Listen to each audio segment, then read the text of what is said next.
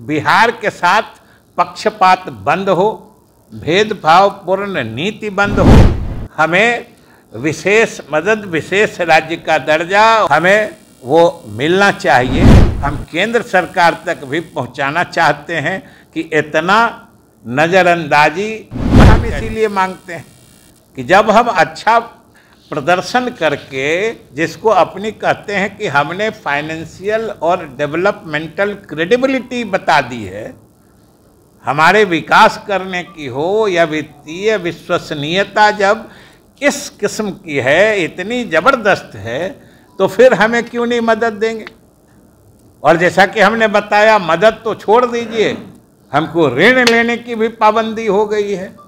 जो पहले कुछ स्कीम्स के लिए हमने ली थी, वो भी अब बंद कर दिया है कि ये नहीं ले सकते हैं।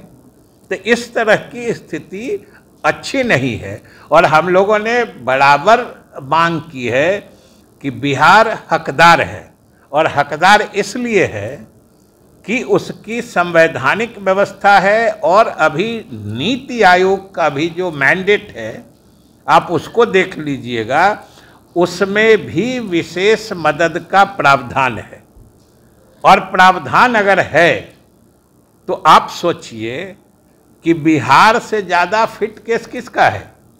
आप इन दो तथ्यों को मतलब अगल बगल रख के सोचिए कि हम जो भी संसाधन हमारे पास हैं, उससे हम सबसे तेज गति से तरक्की कर रहे हैं। दूसरे तरफ गरीबी की मानक पर हम सबसे नीचे रहते हैं।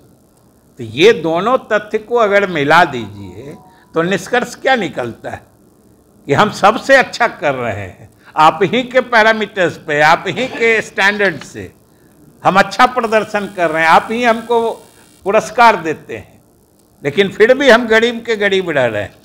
मतलब है कि कारण डीपर है, और उसी को दूर करने के लिए इस तरह के प्रावधान किए जाते हैं, मैंडेट दिया जाता है, चाहे नीति आयोग हो या क्यों हो। तो ये लेकिन बिहार के प्रति पक्षपात और भेदभाव पूर्ण भावना रख के इसको जो वित्तीय विशेष सहायता जिसका हकदार बिहार अपनी उपलब्धियों के आधार पर है, कोई हम विशेष कुछ नहीं कर रहे हैं। आप हमारी क्रेडिबिलिटी देखिए, विश्वसनीयता देखिए, हमारी उपलब्धि देखिए, हमारा काम देखिए। जो पैसा हमने लिया, आप देखिए 99% हमने सही ढंग से खर्चा किया है, उपलब्धियां हैं।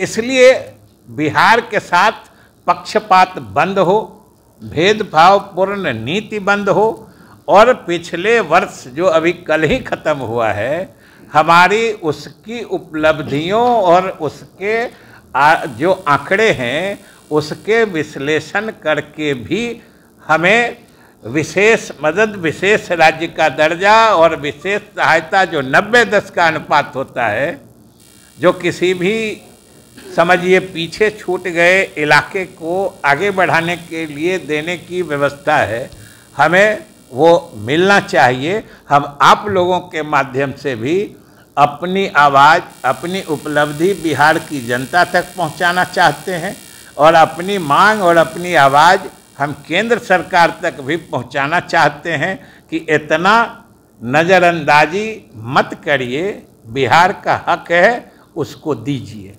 ये इसलिए इसीलिए तो हमने वो फिगर बताया है कि उसमें हम लोगों को जितना पैसा उन्होंने दिया, अगर ब्रॉड 60-40 के हिसाब से लीजिए, वही मोटा मोटी एवरेज आता है, मतलब taking all the CSS into account, तो हमको सिर्फ 16,975 करोड़ रुपया लगना चाहिए था, उन्होंने जितना पैसा दिया। लेकिन ये पैसा उस स्कीम को उस रूप में चलाने में फिर हमको दिक्कत या नहीं हो पाता, इसलिए लगना था हमको 16,995 करोड़, और हम लोगों को लगाना पड़ा 31,551 करोड़।